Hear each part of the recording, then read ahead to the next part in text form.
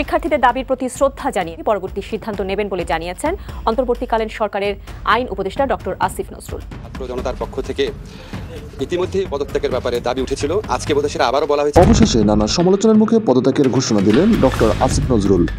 ইনকিলাব প্রতিবেদনে তুলপার আসিফ নজরুলের অপসারণের দাবি। আসিফ নজরুলকে আইন উপদেষ্টা থেকে অপসারণের দাবি উঠেছে ইনকিলাবের একটি প্রতিবেদনের কারণে। ইভেন তাকে যদি সরানো না হয় তাহলে পিনাকি সবাইকে দেখে নেবেন, কিন্তু সবাইকে অবাক করে দিয়ে গতকালকে কমিশন গঠন হয়ে গেছে। মার্কিন স্টেট ডিপার্টমেন্ট থেকে একটি বক্তব্য এসেছে আজকে। বাংলাদেশে গত কয়েক মাসে মানবাধিকার লঙ্ঘনে দায়ীদের জবাবদিহির আওতায় আনতে হবে। দর্শক, বাংলাদেশের যে বর্তমান রাজনৈতিক প্রেক্ষাপট এবং পরিস্থিতি চলছে তারই আলোকে আপনাদের সামনে বেশ কয়েকটা গুরুত্বপূর্ণ ভিডিও নিয়ে হাজির হয়েছি, যার কিছুটা অংশবিশেষ আপনি ইতিমধ্যেই দেখেছেন। তো দর্শক, ভিডিও শুরুটা দেখেই কিন্তু বুঝতে পেরেছেন যে আজকের নিউজটা ঠিক কতটা গুরুত্বপূর্ণ এবং ঠিক কোন বিষয়টাকে ইঙ্গিত করছে। তাই বলবো দর্শক, যারা ভিডিওটি অন করেছেন না টেনে সম্পূর্ণ নিউজটি দেখতে থাকুন, তাহলেই মূল বিষয়টা বুঝতে পারবেন। তো দর্শক, এই বিষয় নিয়ে আমি আর বেশি কথা বলবো না, চলুন দেখে আসবো আজকে সেই কাঙ্ক্ষিত ভিডিওগুলো। তার আগে বলবো, যারা এখনও চ্যানেলটি সাবস্ক্রাইব করেননি অবশ্যই চ্যানেলটি সাবস্ক্রাইব করে পাশে থাকা বেল আইকনটি ক্লিক করে দিন। আর যারা ইতিমধ্যেই চ্যানেলটি সাবস্ক্রাইব করে রেখেছেন তাদেরকে অসংখ্য ধন্যবাদ। তো চলুন দর্শক, ভিডিওটিতে একটি লাইক দিয়ে ধারাবাহিকভাবে সবগুলো ভিডিওর আলোচনা দেখে আসি। তো প্রিয় দর্শক, খুবই একটা জটিল বিষয় নিয়ে কথা বলছি। ইনকিলাব প্রতিবেদনে তুলপার আসিফ নজরুলের অপসারণের দাবি। আসিফ নজরুলকে আইন উপদেষ্টা থেকে অপসারণের দাবি উঠেছে ইনকিলাবের একটি প্রতিবেদনের কারণে। ইনকিলাব আজকে যা লিখেছে আপনাদের সামনে তা তুলে ধরছি। জুলাই আগস্টের রক্তস্নায়ু গণ অভ্যুত্থানের সফল করতে ভারত ও হাসিনাপন্থী উপদেষ্টা ডক্টর আসিফ নজরুলকে অন্তর্বর্তীকালীন সরকার থেকে বাদ দেওয়া জরুরি হয়ে পড়েছে বলে মনে করেন বিশ্লেষকরা। ১.৫ দশকের মাফিয়াতন্ত্র, ফেসিবাদ ও গণহত্যার অপরাধে শেখ হাসিনার বিচারকে প্রলম্বিত করার এজেন্ডা নিয়ে মাঠে নেমেছে তিনি। আন্তর্জাতিক অপরাধ ট্রাইব্যুনালের বিচারক নিয়োগ দেননি। আন্তর্জাতিক অপরাধ ট্রাইব্যুনালে বিচারক নিয়োগ দেওয়া হয়নি, কিন্তু আইনজীবী নিয়োগ দেওয়া হয়েছে, কথাটা সত্য। এই বিষয়ে আরো যা এখানে লিখেছে, এর আগে তিনি মাঠে নেমেছেন ১৯৭৩ সালের আন্তর্জাতিক অপরাধ ট্রাইব্যুনাল আইন সংশোধনের ইস্যু নিয়ে। এই ধরনের নতুন এবং জটিলতা উনি বাড়াচ্ছেন বলে ইনকিলাব এখানে লেখছে। দুর্নীতিগ্রস্ত বিচারপতিদের বহাল রেখেছেন, আটকে রেখেছেন হাইকোর্টে বিচার বিভাগ বিচারক নিয়োগের উদ্যোগ। নানাবিধ সংস্কারের কথা বলে তৈরি করছেন সংবিধান সংস্কার কমিশন, বিচার বিভাগ সংস্কার কমিশন। পক্ষান্তরে নিজেরাই যেখানে সাংবিধানিক এবং আইনগত ভিত্তি নেই, সেখানে সাজা বাতিল ও মামলা প্রত্যাহার আইন প্রতিপালনের বুলি কপচাচ্ছেন। এসব করে যে কোনো প্রকারে আগামী নির্বাচন পর্যন্ত শেখ হাসিনা ও তার দোসরদের আনকমপ্লিট রাখা, যাতে তারা নির্বাচনে অংশ নিতে পারে। প্রিয় দর্শক, এই কথাগুলা ইনকিলাব পত্রিকায় বিশেষজ্ঞদের মন্তব্য এবং ইনকিলাবের লেখা। এগুলা আমার কথা নয়, আমি ইনকিলাব থেকে পড়ে শোনাচ্ছি আপনাদেরকে। শেষের দিকে এসে আমি কিছু বিশ্লেষণ করব। পক্ষান্তরে তারেক রহমানের স্বদেশ প্রত্যাবর্তনের অমার্জনপূর্ণ গ্লানিকর করে রাখছেন। তার স্বদেশ প্রত্যাবর্তনের বিলম্বিত করার অর্থ হচ্ছে বিএনপিকে তারেক রহমানের শরীরে সান্নিধ্য লাভ থেকে বঞ্চিত রাখা, দলীয় কুন্দল জিয়ে রাখা এবং আগামী নির্বাচন পর্যন্ত দলটি ক্ষমতার বাইরে রাখা, যা ভারত এবং শেখ হাসিনা যৌথ এবং চূড়ান্ত প্রত্যাশা। ভারত এবং শেখ হাসিনার সকল প্রত্যাশা পূরণ করছেন আইন উপদেষ্টা আসিফ নজরুল। ইনকিলাবে আজকে এই রিপোর্টটি লিখেছে। তাদের প্রত্যাশা পূরণের ক্ষুণ্ণ কৌশল ভারত ডক্টর ইউনূসের নেতৃত্বাধীন সরকারে আইন উপদেষ্টা হিসাবে ডক্টর আসিফ নজরুলকে ঢুকিয়ে দেয়। ভারত ঢুকিয়ে দিয়েছে। গত সোমবার দৈনিক ইনকিলাবে প্রকাশিত কোন দিকে খেলছেন আসিফ শীর্ষক প্রতিবেদনের পর নাগরিক সমাজে আইন উপদেষ্টা ডক্টর আসিফ নজরুলের ভূমিকা নিয়ে চলছে চুলছেরা বিশ্লেষণ। বিষয়টি পরিণত হয় টপ অব দ্য কান্ট্রি। শিক্ষক, সাংবাদিক, আইনজীবী, বিচারক নির্বিশেষে সকলের কাছে প্রশ্ন, আসিফ নজরুল আসলে কার জন্য কাজ করছেন? প্রিয় দর্শক, আমি আপনাদের সামনে ছেড়ে দিলাম আজকের ইনকিলাব পত্রিকার প্রতিবেদনটি।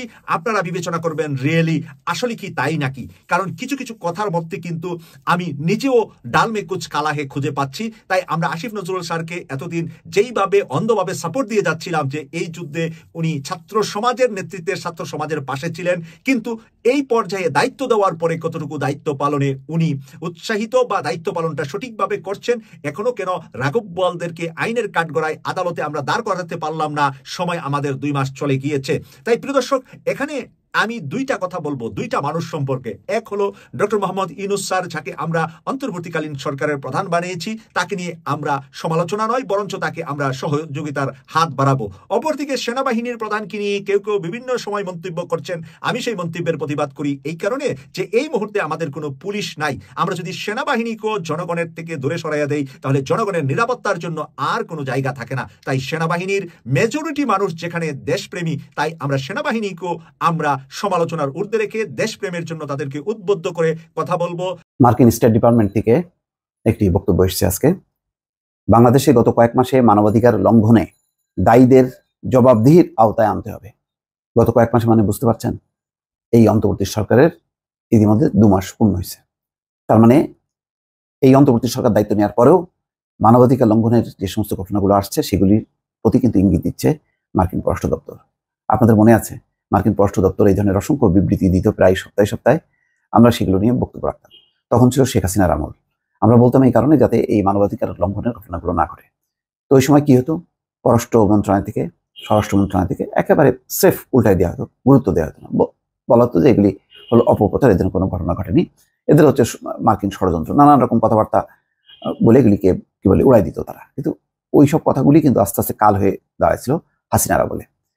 এখানে বাংলাদেশে গত 2 মাসে অনেক ঘটনা ঘটেছে, যে ঘটনার কিছু অংশ গণমাধ্যমে এসছে এবং আমরা সেগুলো তুলে ধরার চেষ্টা করছি এবং বলছি যে এগুলি হওয়া উচিত না, এগুলি করা উচিত না, এগুলো আইনের আওতায় সবকিছু সমাধান করা উচিত।